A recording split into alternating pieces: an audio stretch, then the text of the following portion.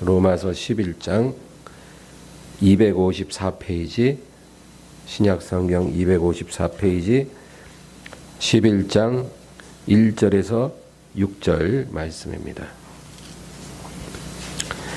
다 같이 합독합니다. 그러므로 내가 말하노니 하나님이 자기 백성을 버리셨느냐? 그럴 수 없느니라. 나도 이스라엘이니요 아브라함의 씨에서 난 자요 베냐민 지파라. 하나님이 그 미리 아신 자기 백성을 버리지 아니하셨나니 너희가 성경이 엘리야를 가리켜 말한 것을 알지 못하느냐? 그가 이스라엘을 하나님께 고발하되 주여 그들이 주의 선지자들을 죽였으며 주의 제단들을 헐어버렸고 나만 남았는데 내 목숨도 찾나이다 하니 그에게 하신 대답이 무엇이냐? 내가 나를 위하여 바알에게 무릎을 꿇지 아니한 사람 7,000명을 남겨두었다 하셨으니 그런즉 이와 같이 지금도 은혜로 택하심을 따라 남은 자가 있느니라. 만일 은혜로 된 것이면 행위로 말미암지 않음이니 그렇지 않으면 은혜가 은혜되지 못하느니라. 아멘. 할렐루야. 오늘 첫눈이 왔어요. 네. 젊을 때는 이 눈 오면 그렇게 신나고 좋았는데 이제는 그냥 눈이 오네. 여러분들은 어떠셨어요? 오늘 첫눈 확 내리니까 좋으셨어요? 네. 네. 너무너무 아름답고 좋습니다. 하나님은 최고의 예술가예요. 여러분 이 하늘 보세요. 얼마나 아름다워요. 그 하늘에 구름이 있죠. 그 햇빛이 비치니까 조명이 쫙 비치면 그 하늘과 구름 색깔이 시시각각 다르잖아요. 얼마나 아름다운지 몰라요. 그 하나님이 그렇게 아름답게 하신 거예요. 그리고 밤에는 달 뜨죠. 별빛 보이죠. 또 겨울에 눈 내리죠. 또 비 내리죠. 나무에 바람 불면 가을에 낙엽 지죠. 이런 것들이 진짜 너무 아름다운 거예요. 그래서 하나님이 우리를 창조하실 때 우리도 아름답지만 이 자연도 아름답게 지으시고 그 아름다움 속에서 우리를 살아가도록 하신 것입니다. 근데 그 은혜를 모르고 하나님을 거역하고 사니까 마음도 어두워지고 삶도 불행해지고 이 자연의 아름다움 전혀 못 느끼고 그렇게 살게 되는 거죠. 우리가 하나님께로 돌아가면 다 해결되는 거예요. 다 회복됩니다. 여러분 문제가 없는 사람이 없어요. 그 문제만 바라보면요 죽을 때까지 문제 속에 살다 죽어요. 그러니까 막 밤낮 문제만 해결해 달라고. 하나 해결되면 문제 또 생겨요. 그거 해결되면 두 개 생겨요. 나이 70, 80 되면 없어질 것 같으세요? 더 많아져요 문제.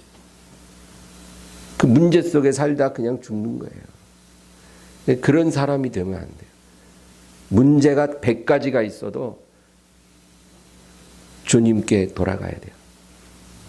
주님을 예배하고 기뻐하면 거기서부터 모든 문제가 다 해결이 되는 거예요. 할렐루야. 그 간단한 거를 우리는 아는데 세상은 몰라요. 네. 그거를 깨닫게 해주신 게 얼마나 은혜인지 모릅니다. 오늘 저는 은혜를 은혜되게 하라 이런 주제로 말씀 나누고자 합니다. 오늘 은혜가 뭔지 믿음이 뭔지 우리 다시 한번 생각해 봤으면 좋겠어요. 창세기 49장에 보면 야곱, 여러분 야곱이라는 사람 중요하죠.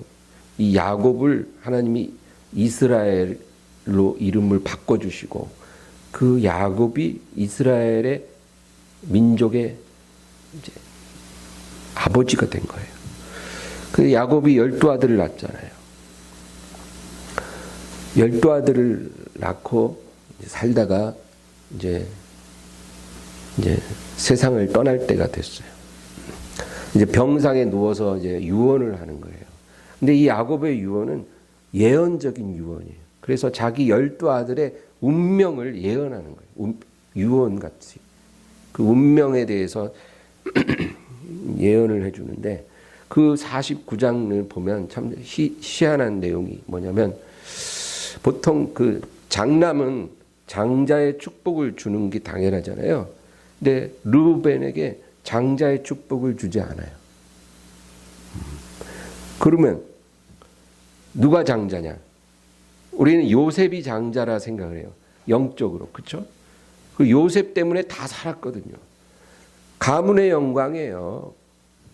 그 유목민 아무것도 아닌 사람들 집안에서 막내 아들 끝에서 두 번째 아들 요셉이 애굽의 총리로 출세했잖아요. 그 요셉 때문에 지금 다 살고 있는 거예요.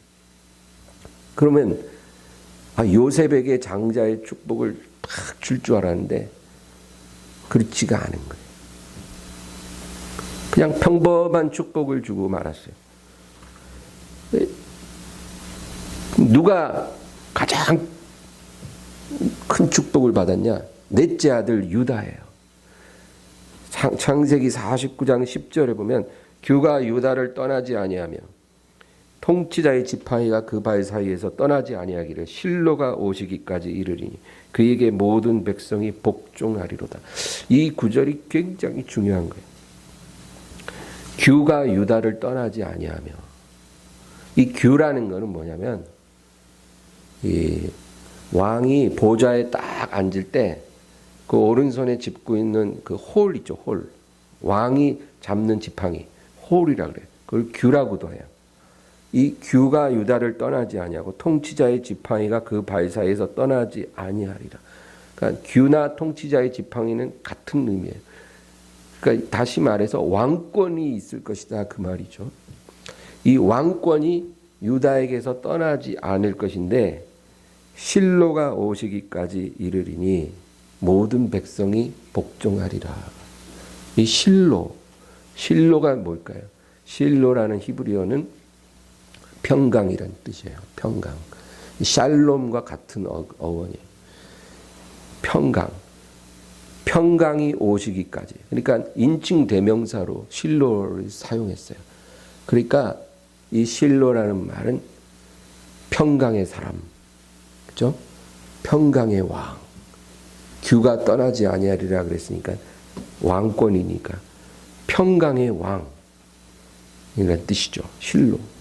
실로 평강의 왕이 오시기까지 이르리니 그에게 모든 백성이 복종하리라. 그러니까 이 유다에게 준 축복은 어마어마한 거예요. 네? 유다 지파에서 왕이 계속 나올 것이고, 그리고 마지막에 가서는 그리스도가 그 지파에서 나올 것이다. 그 예언을 해준 거예요.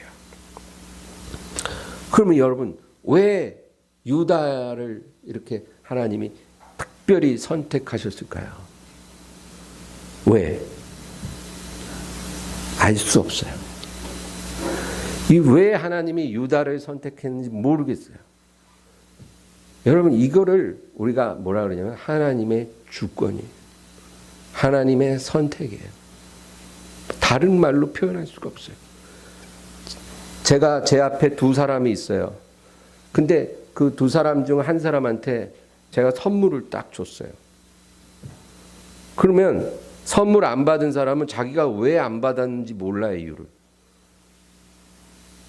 그리고 선물 받은 사람도 자기가 왜 받았는지 이유를 몰라요. 그러면 이제 저한테 묻겠죠. 왜 저에게 주셨어요? 준 나도 모르겠어요. 그냥 좋아서, 주고 싶어서 준 거예요. 그게 뭐예요? 그게 저의 선택이고 저의 의지예요. 바로 우리가 성경 속에서 보는 게 이런 하나님의 주권, 하나님의 의지예요. 이거를 뭐라 그러냐면 은혜라 그러는 거예요. 은혜. 다른 말로 은혜. 우리 은혜라는 말 얼마나 많이 써요. 근데 은혜가 뭔지 정확히 알아야 돼요. 하나님의 선택, 하나님의 전적인 주권, 그 안에 내가 들어있을 때 그걸 우리는 은혜라고 하는 거예요. 여러분, 이 유다라는 사람요, 요셉처럼 그렇게 믿음으로 사는 비범한 인물이 아니에요. 평범한 사람, 평범하다 못해 부족한 사람. 창세기 38장 한번 집에 가서 읽어보시면 이 유다가 얼마나 부족한 사람인지 알 수 있어요. 그런데 선택받을 만한 어떤 공로가 없는데도 하나님이 유다를 선택하신 거예요. 아무 이유가 없는데 그를 선택하시고, 사랑받을 만한 아무런 이유가 없는데 그를 사랑하신 거예요. 그래서 우리가 은혜를 받았다라고 말을 할 때는 그게 뭐냐면 아무 이유 없이 하나님이 나를 사랑하셨다, 그 얘기예요. 그게 은혜예요. 우리가 하나님께 받은 게 그거예요. 우리가 하나님께 뭘 한 게 하나도 없어요. 그런데 하나님이 우리를 사랑하셨고, 우리를 택하셨고, 우리를 불러주시고 하나님의 자녀 삼아주신 거예요. 그거를 우리가 깨달을 때 그 은혜 받은 거예요. 그게 은혜 받은 거예요. 그거 못 깨달으면 교회 백날 와서 백날 예배해도 그거 못 깨달으면 그 아직 은혜 받은 거 아니에요. 그런데 그거 모르면서도 그냥 습관적으로 은혜 많이 받았습니다, 그럴 수 있는, 그렇지 않아요. 은혜를 받는 게 바로 그런 거다. 우리가 은혜를 받았으면 이 은혜를 흘러가게 한 거죠. 그래서 우리가 형제를 대할 때 어떻게 대해요?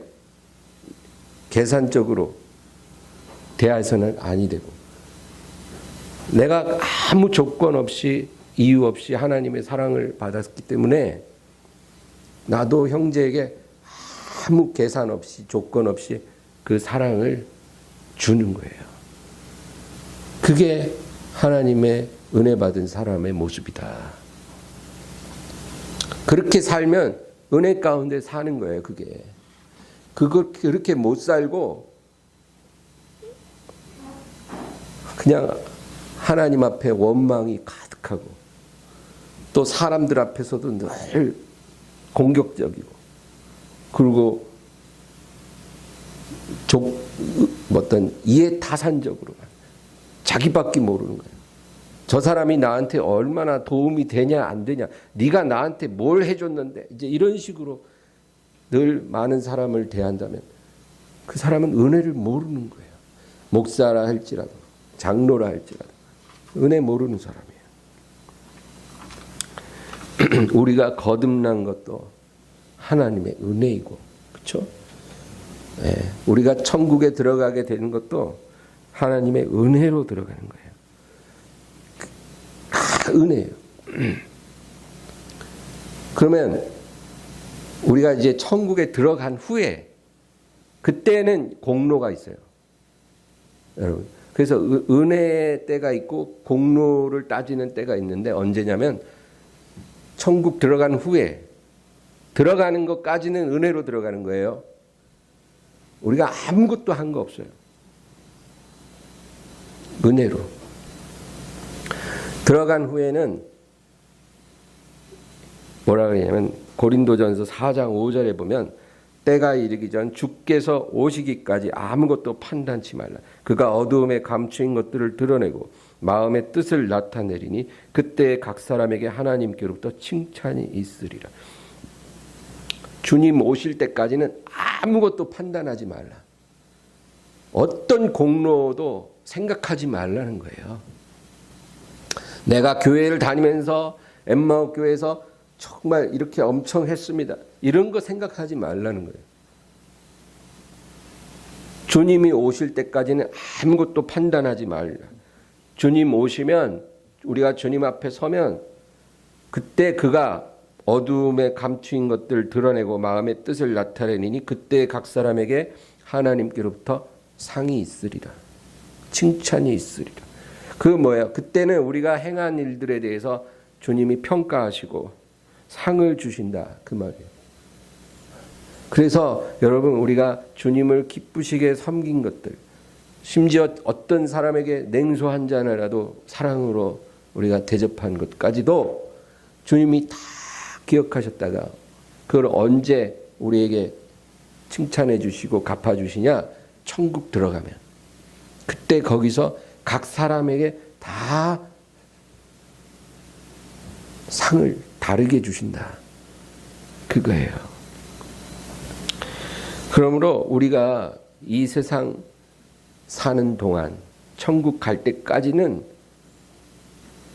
내가 뭘 했고 어떤 공로가 있고 그런 거 전혀 생각하면 안 돼요. 판단하는 자는 하나님. 하나님 앞에 딱 서서 주님께서 나의 일생을 판단해 주실 때까지는 판단을 하지 말아야 돼요. 나도 판단하지 말고 남도 판단하지 말고 그냥 우리 마음은 오직 은혜로만 채워야 돼요. 내가 지금 사는 것도 은혜로 사는 거고 앞으로의 삶도 은혜로 살 것이고 내가 천국 들어가는 그 순간까지 오직 아무런 공로 없이 이유 없이 나를 이끌어 주실 것이다. 그 마음만 가지고 가는 거예요. 그래서 예수님도 제자들에게 너희가 거저 받았으니 거저 주어라 그랬거든요. 제자들에게 너희가 거저 부름 받았고 거저 사도의 직분 받았고 거저 이 능력 받았으니 너희가 가는 곳마다 병자 고치고 귀신 쫓아내고 모든 일을 행할 때 어떻게 하라고요? 거저 주어라. 공짜로 받았으니 공짜로 나눠줘야지 돈 받고 대가 받고 그런 짓 하지 마라. 이게 은혜라는 거예요. 거저라는 말이 은혜라는 말과 같은 의미예요. 너희가 거저 받았으니 은혜로 받았으니 거저 주어라. 은혜로 주어라. 하나님 자녀는 모든 것을 다 은혜로 받은 거예요. 여러분 우리의 건강, 우리의 집, 우리의 어떤 모든 성공, 우리의 모든 재산, 우리의 모든 명예, 무엇이든지 하나님이 은혜로 주신 거예요. 이게 깨달아지면 그 사람 은혜 받는 사람이에요. 이게 안 깨달아지고 내가 피눈물 흘려서 이루어냈다 이렇게 생각하면 그 은혜 못 받는 거예요. 지금 교회 와도 은혜 못 받는 거예요. 그 사람. 그러나 모든 것이 하나님의 은혜로 내게 왔습니다. 이렇게 깨달아지면 그 은혜 받은 거예요. 그러면 남에게 베풀 때도 아무 조건 없이 은혜로 베푸는 거예요. 뭐 받을 만한 사람만 주고 받을 만하지 않으면 안 주고 이런 게 아니라 받을 만하지 않아도 은혜로 주는 거예요. 그게 하나님 자녀의 모습이다. 여러분 오늘 본문에 보면 이 엘리야 이야기가 나와요. 엘리야가 하나님 앞에 탄식을 하는 거예요. 주여 이스라엘의 모든 주의 종들을 저들이 다 칼로 죽이고 그리고 주의 제단을 다 헐어버렸어요. 이제 저만 남았는데 이제 저까지도 저들이 죽이려고 찾습니다. 제가 어디로 가야 합니까? 그렇게 엘리야가 하나님께 탄식을 하는데 하나님께서 뭐라 그러시냐면 4절과 5절을 우리 다시 한번 읽어볼까요? 4절 5절 그에게 하신 대답이 무엇이냐? 내가 나를 위하여 바알에게 무릎을 꿇지 아니한 사람 7,000명을 남겨두었다 하셨으니 그런즉 이와 같이 지금도 은혜로 택하심을 따라 남은 자가 있느니라. 여러분, 바알이라는 신은 이 세상 신을 말해요. 마귀예요. 바알은 풍요의 신, 권력의 신이에요. 그런데 엘리야가 살던 그 시대는 아합과 이세벨이 통치하는 시대예요. 그러니까 이스라엘 역사상 가장 어두운 시대예요. 그 시대에서는 바알을 섬기지 않으면 살아남기 어려워요. 그런 시대예요. 그래서 정말 주의 종들 다 죽었어요. 이제 나만 남았어요. 나도 찾습니다. 그런데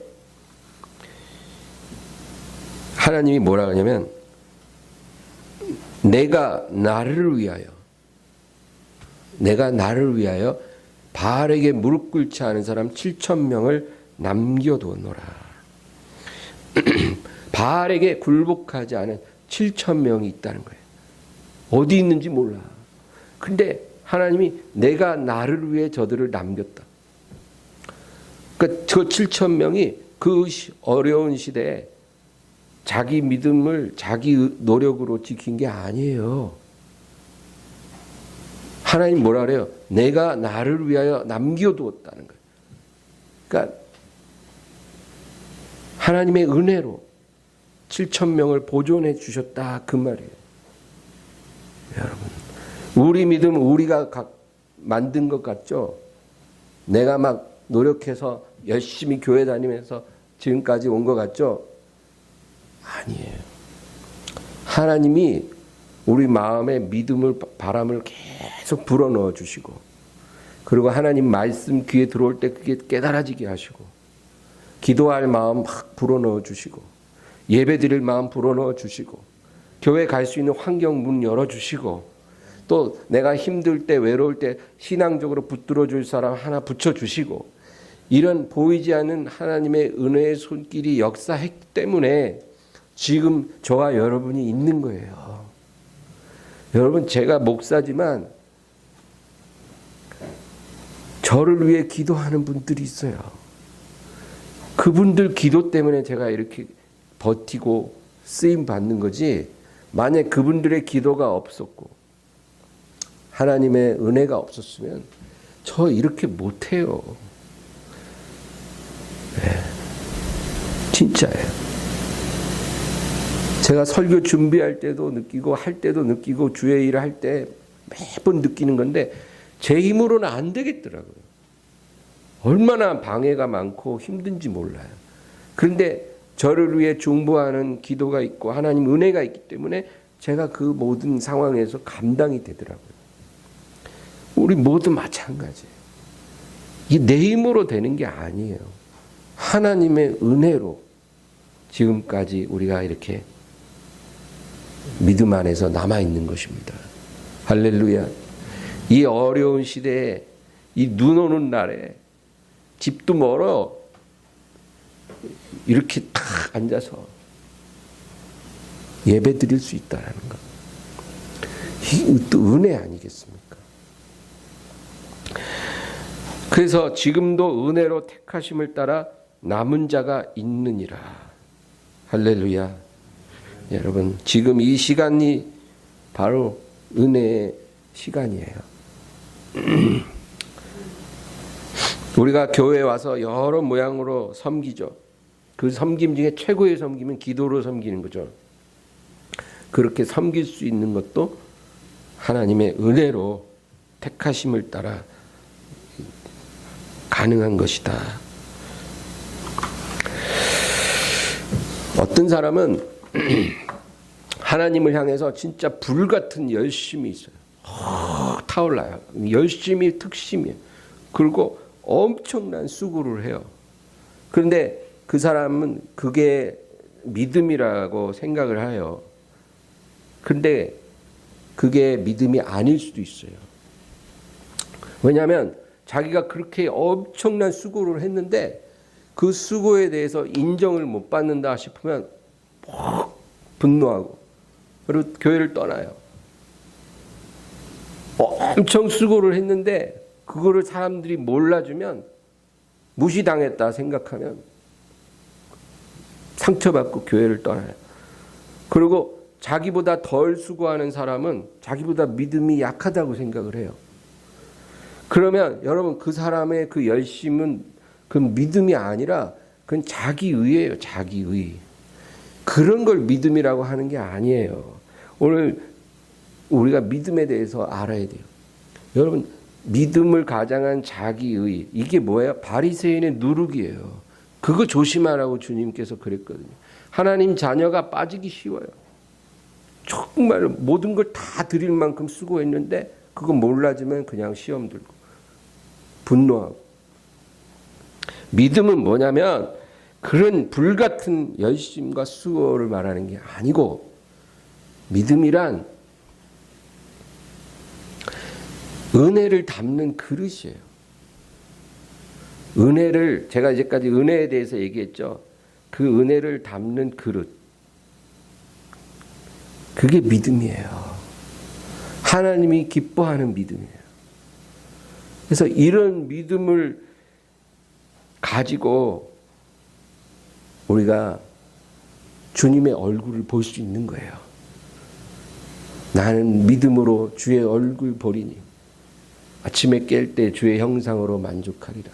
그 시편 말씀처럼 우리가 믿음으로 주의 얼굴을 본다는 건 뭐예요?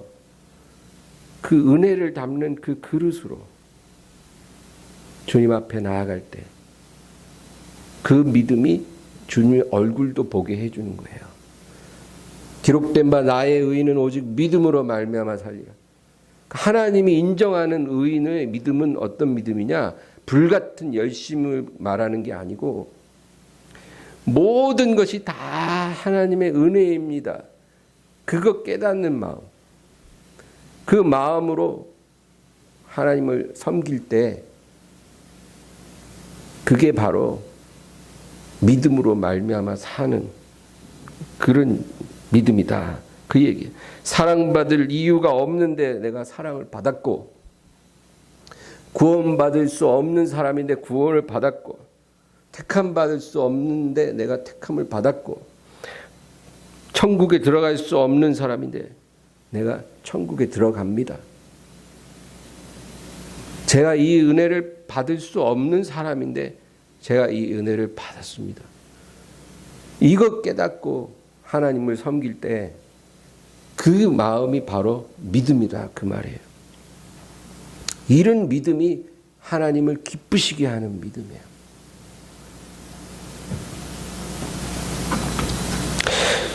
어떤 사람이 하나님께 예물을 탁 드려요. 예물 드리는 건 좋은 거죠. 근데 예물을 드리면서 하나님 제가 이렇게 코로나로 너무 힘든데도 제가 거액을 준비해서 드리오니 하나님 기쁘게 받으시고 100배, 1000배 갚아주세요. 근데 그렇게 우리가 그런 마음으로 그걸 드렸다 그러면 그거는 믿음이 아니고 그는 하나님을 그냥 압박하는 거예요. 압박. 내가 이렇게 어려운데도 이렇게 드리니까 아시죠? 내가 뭘 원하는지 1000배, 10,000배 돌려주세요. 이런 마음으로 드리는 사람이 너무 많은 거예요. 그러면 그 믿음 아니에요. 그거 하나님은 그냥 궁지로 모는 거예요. 여러분 예물을 드릴 때는 어떻게 드리냐? 나 같은 사람을 하나님 사랑해 주셔서 감사합니다. 나 같은 사람을 죄 가운데 불러주셔서 하나님 자녀로 삼아주시니 감사합니다. 나 같은 사람을 의롭다 해주셔서 감사하고 깨끗하다 해주셔서 너무 감사합니다. 저 깨끗하지 않은데요. 하나님이 저를 깨끗하다 해주셔서 감사해요. 제가 아무것도 한 게 없는데 저를 깨끗게 해주셔서 감사하고 구원해 주셔서 감사해서 제가 이 예물을 주님께 드리고자 합니다. 이런 마음으로 드리면 그게 믿음이에요. 예물을 얼마를 드렸다. 이게 중요한 게 아니에요. 하나님께는 겉으로 드러나는 그것이 중요한 게 아니라 어떤 마음으로 드리느냐에 따라 이게 자기 의가 될 수도 있고 믿음이 될 수도 있는 거예요. 그래서 자기 의로 예물을 드리면 하나님을 기쁘시게 할 수가 없지만 믿음으로 예물을 드리면 기쁘시게 하는 거예요. 그러니까 하나님이 원하시는 믿음이 그거예요. 뭐 엄청난 열심으로 뭐 대단한 것을 막 드리고 막 섬기고 이 행위를 하나님이 원하시는 게 아니고 모든 것이 은혜이기 때문에 제가 감사해서 주님께 예배를 드립니다. 이럴 때 그것을 받으신다 그 얘기입니다. 그래서 예수님이 내가 너희에게 이르노니 죄인들과 세리가 너희들보다 먼저 천국에 들어가게 되리라 그랬잖아요. 그렇죠? 바리새인들 서기관들보다 죄인들이 먼저 들어갈 것이다. 그 뭘 말하는 거예요? 나에게 복을 주실 것이다. 하나님이 나를 받아주실 것이다. 이 행위의 믿음은 하나님이 거절하셔요. 근데 죄인들, 세리들, 창녀들 이런 사람들은 행위의 믿음이 없거든. 아무리 봐도 부끄러움밖에 없어 자기는. 그런데도 깨끗하다 해주시고 정결하다 해주시고 구원해 주셨으니까 그냥 감사할 것밖에 없는 거예요. 내세울 게 아무것도 없어. 감사밖에 안 나와. 그런데 그런 사람들이 예수님 주변에 이렇게 몰려오는데 예수님 뭐라 그래요? 이 사람들이 너희 바리새인보다 먼저 아버지 나라에 들어가게 되리라. 여러분, 과부가 2렙돈을 주님께 헌금을 했어요. 성전에 와서 연보함에다 넣었어요. 또 한 여자가 향유를 주님 앞에 발에 부어드렸어요. 그 사람들을 주님이 굉장히 칭찬해 주셨거든요. 그러면 그 렙돈이 그 과부에게 굉장히 큰 금액이니까 칭찬해 주셨나 보다. 저 향유가 굉장히 값비싼 건데 그걸 주님 앞에 부어드렸으니까 칭찬해 주셨다. 우리가 이렇게 생각을 하면 그 정확하게 우리가 이해한 게 아니에요. 왜냐하면 주님은 그런 행위에 대해서 그렇게 칭찬하시지 않거든요. 이 사람들이 은혜를 담아서 드렸기 때문에 자기 마음속에 있는 그 은혜를 이 예물에 담아서 주님께 드렸기 때문에 그래서 칭찬해 주신 거예요. 그래서 하나님을 섬길 때 어떤 행위를 함으로 하나님을 만족시키려고 하지 말고 내 마음이 지금 어떤 상태인가? 내가 정말 은혜 속에서 감사함으로 내가 이 시간을 드리고 있는가? 내 몸을 드리고 있는가? 내 재능을 드리고 물질을 드리고 있는가? 그거를 봐야 돼요. 그게 온전하면 하나님이 기쁘게 그 재물을 연락해 주시는 거예요. 한나가 어린 사무엘을 하나님께 드렸잖아요. 여러분 그게 이해가 되세요? 한나라는 여자는 불임이에요. 불임. 근데 하나님 앞에 정말 애통하게 기도해갖고 하나님이 그를 불쌍히 여기사 아들을 주셨거든요. 그렇게 얻은 아들을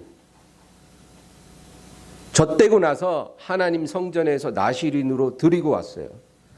그러니까 사무엘은 엄마 품이 아니라 성전에서 자라게 되는 거예요. 그렇게 얻은 아들을 하나님께 도로 드리고 왔어요. 그게 이해가 되냐고요.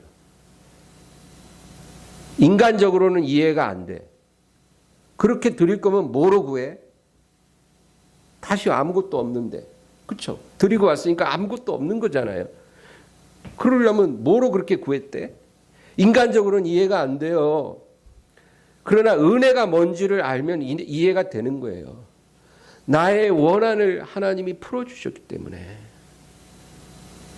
그 은혜가 너무 감사해서 내가 하나님께 모든 것을 드리고자 합니다. 은혜로 하나님께 나아가는 게 바로 그런 거예요. 하나님이 아브라함에게 이삭을 드려라 했는데 거절할 수도 있었어요. 근데 이른 아침 길을 떠나서 이삭을 드리고자 했잖아요. 그것도 마찬가지예요. 100세에 얻은 아들을 어떻게 드릴 수가 있겠어요? 인간적으로 이해가 안 되지만 내 원한을 하나님이 풀어주셨기 때문에 내가 이 아들을 다시 하나님께 감사로 드릴 수 있습니다. 여러분, 그때 그 제물을 하나님이 너무 기쁘게 받으셨다. 가인과 아벨이 형제예요. 그들이 같은 날, 같은 장소에서 같은 제사를 하나님께 드렸어요. 형제가. 그런데 성경에 보면 아벨은 믿음으로 더 나은 제사를 드렸다. 히브리서에 기록되어 있어요. 아벨은 믿음으로 더 나은 제사를 드렸다. 여러분, 이 말이 이제 이해가 되시죠? 믿음이 뭐라고요? 은혜를 담는 그릇이라 그랬어요. 그러니까 아벨이 믿음으로 더 나은 제사를 주님께 드렸다. 그 말은 아벨은 그 제물을 드리면서 그 하나님의 은혜를 그 제물에다 담아서 드린 거예요. 하나님 감사합니다. 감사합니다. 모든 것이 하나님의 은혜입니다. 제 모든 삶이 은혜고 내 모든 운명이 하나님의 은혜 속에 있습니다. 그래서 그 마음을 담아서 그 믿음으로 그 제물과 함께 하나님께 올려드렸어요. 그러니까 믿음으로 더 나은 제사를 드렸다는 거예요. 그러니까 하나님이 아벨과 그 제물은 받으셨다 그랬잖아요. 아벨과 그 제물을 받으셨다. 아벨을 받으시고 제물도 받았다 그 말이에요. 그러니까 더 중요한 건 제물이 아니라 아벨이에요. 그 아벨을 그 더 나은 그 제사를 드리고자 하는 그 아벨을 받으시고 그 제물도 받으시는 거예요. 그러나 가인은 하나님 받지 않은 거예요. 왜 안 받으셨을까요? 간단해요. 가인은 뭐라고 하나님 앞에 기도를 했냐면, 하나님, 제가 뼈 빠지게 농사해서 이렇게 수확을 거뒀는데 이렇게 제일 좋은 첫 수확을 하나님께 드리오니 주여 받으시고 제게 복을 엄청 부어 주시옵소서. 미션입니다. 이렇게 기도한 거예요, 가인은. 그러니까 하나님께서 너 안 되겠다. 넌 믿음이 실격이야. 너는 그건 믿음 아니야. 자기의야. 자기의. 자기 사랑. 하나님 앞에 나와서 기껏 제사하고 제물 드리면서 자기 복 받는 것밖에 생각 안 하는 거야. 내가 이렇게 하니까 복 주실 줄 믿습니다. 그러니까 하나님이 그 믿음을 거절하신 거예요. 믿음 아니다. 그리고 아벨만 받으신 거예요. 아벨은 모든 것이 은혜입니다. 감사합니다. 그러니까 받으신 거예요. 여러분, 우리가 하나님을 섬긴다고 하지만 가인의 제사를 드리고 있는지 또는 아벨의 제사를 내가 드리고 있는지 우리 스스로를 잘 분별해야 돼요. 만약에 우리가 주님 앞에 설 때까지 가인의 제사를 드리고 삶을 산다면 여러분, 우리가 주님 앞에 겨우 구원은 받을지 몰라도 은혜를 못 깨달아도 은혜는 받은 거니까. 그렇죠? 네. 부모 사랑을 못 깨닫는 철부지 자식일지라도 부모 사랑을 안 받은 건 아니잖아요. 받았는데 부모 사랑을 못 깨달은 것뿐이죠. 네. 그러니까 우리도 은혜를 못 깨달아도 천국 들어갈 수는 있을 거예요. 그러나 우리가 드린 일생 동안 드린 모든 제사가 다 불타 없어질 거예요. 그 공력이 불타버리는 거예요. 지푸라기처럼. 남는 게 없어. 하나님, 제가 일평생 수천 번 예배드리고 억만금도 예물 헌금하고 엄청 봉사하고 내가 엄청 많이 했는데 이게 뭐 없네요. 상이 없네요. 너는 믿음으로 제사를 드리지 않았다. 믿음으로 드렸는데요. 너의 믿음은 내가 기뻐하는 믿음이 아니야. 이렇게 말씀하실 거예요. 그러면 굉장히 슬프겠죠. 그러니까 여러분 지금이라도 우리가 올바르게 가야 돼요. 우리 고린도전서 15장 한 번 더 찾아보겠습니다. 고린도전서 15장.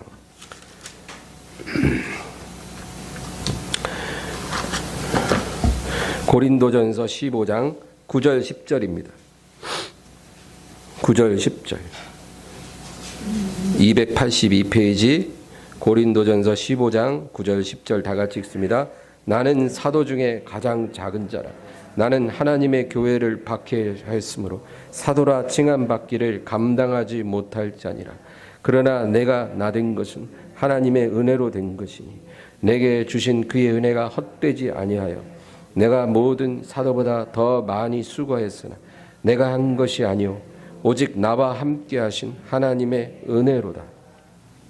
이거예요. 바울의 고백. 나는 정말 부족한 자입니다. 왜냐하면 하나님의 교회를 박해했거든요. 그런데도 저를 하나님의 사도로 삼으사 이렇게 쓰임받게 하시니 이 모든 게 엄청난 하나님의 은혜입니다. 그러므로 내가 다른 사도보다 훨씬 더 수고할지라도 바울은 어마어마하게 수고했어요. 그럴지라도 이것은 내가 한 것이 아니오 오직 나와 함께 하신 하나님의 은혜입니다.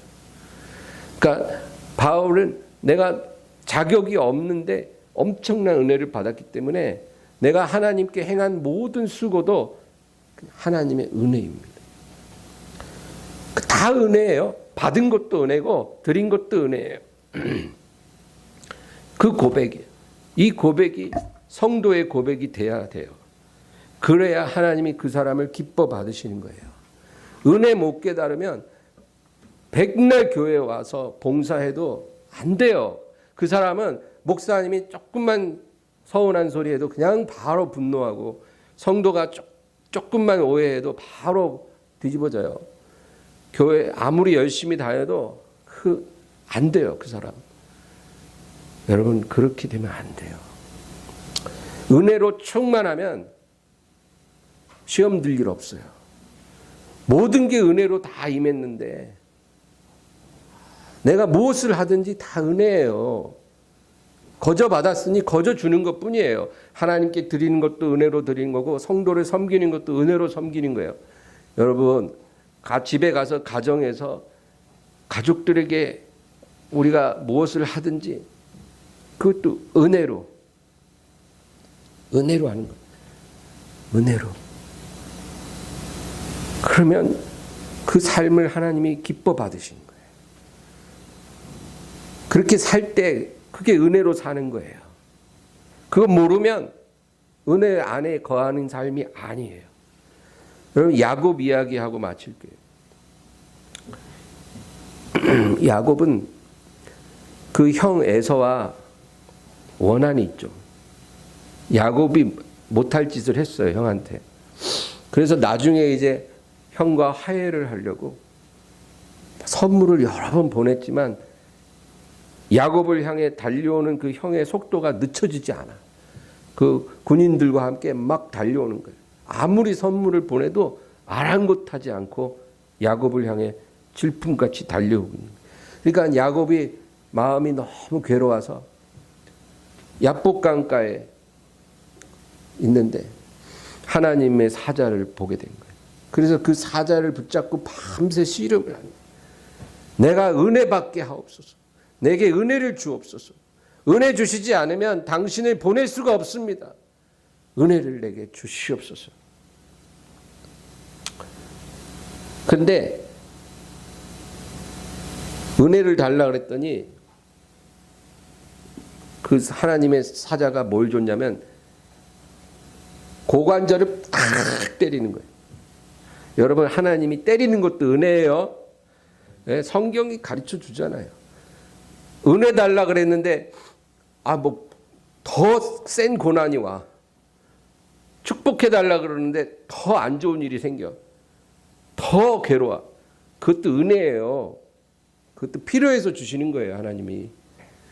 그래서 환도뼈 고관절을 딱 치니까 완전히 쓰러져서 이제 평생 지팡이 없이는 걸어 다니기 어려운 몸이 장애 2급 정도 된 거예요. 장애 2급 장애를 얻은 거예요. 은혜 주시지 않으면 내가 보내드릴 수 없습니다 했더니 한 대 때려갖고 2급 장애인이 됐는데, 이제 그 야곱이 쩔뚝거리면서 형 앞에 나아가는 거예요. 이제 도망갈 수도 없고 그냥 죽으면 죽으리다. 근데 형 에서의 눈에 긍휼이 들어온 거예요. 그래서 형과 화해하는 일이 있었다. 여러분, 우리가 깨어짐이라는 말을 많이 합니다. 깨어짐. 그 깨어짐이 뭘까요? 그냥 죽도록 고생하는 게 깨어지는 건가요? 죽도록 고생해도 안 깨지는 사람 많더라고요. 고생만 죽도록 했지만 일평생 안 깨져요. 안 깨져. 감옥에 40년을 들어갔다 나와도 안 깨져서 한 달 만에 또 죄짓고, 그쵸?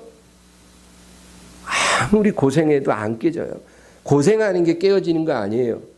깨어짐이란 뭐냐면 우리 마음의 인생관이 바뀌는 게 깨어지는 거예요. 확 바뀌어요. 내 힘으로 사는 게 아니구나. 내 인생 내 것이 아니고 내 힘으로 사라지는 게 아니구나.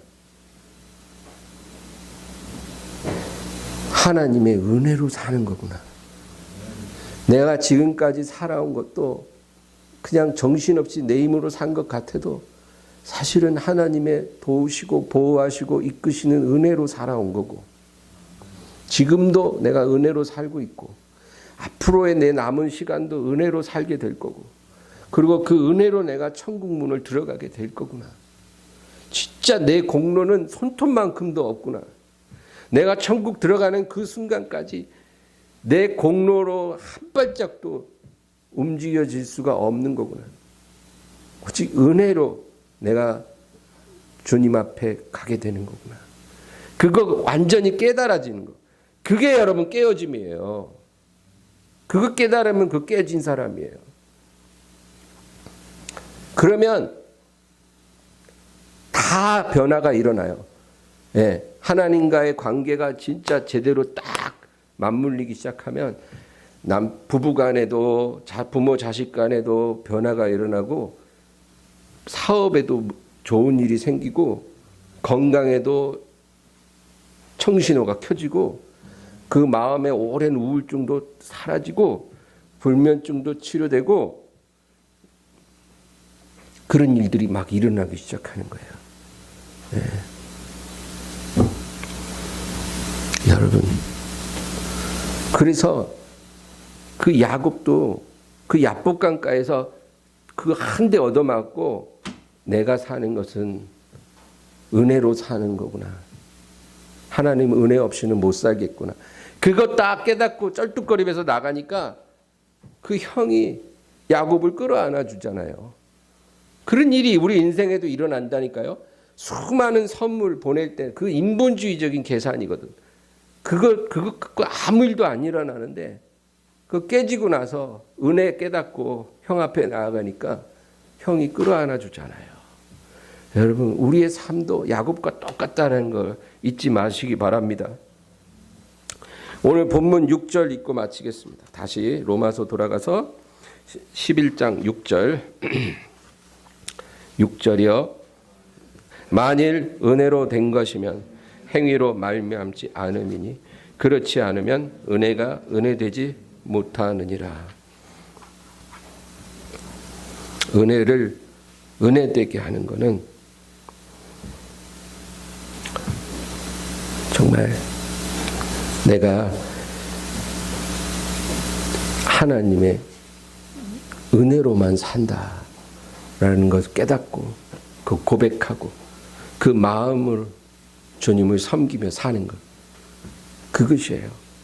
여러분 그렇게 살다가 주님의 부름을 받게 되기를 주의 이름으로 축원합니다. 기도하겠습니다. 하나님 아버지, 주님 영광을 돌립니다.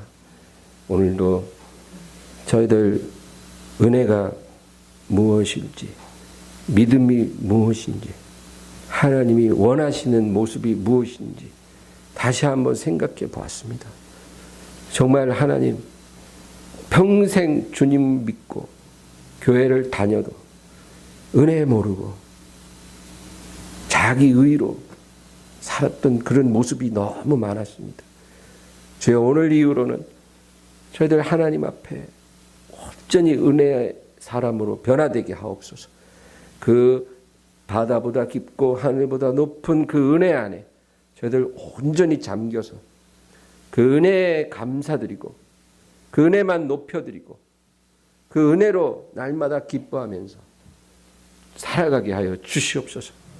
가정에서도 은혜로 살고 일터에서도 은혜로 일하고 교회에서도 은혜로 예배드리고 봉사하며 살다가 주님 앞에 갈 수 있도록 도와주시옵소서. 예수님의 이름으로 기도합니다.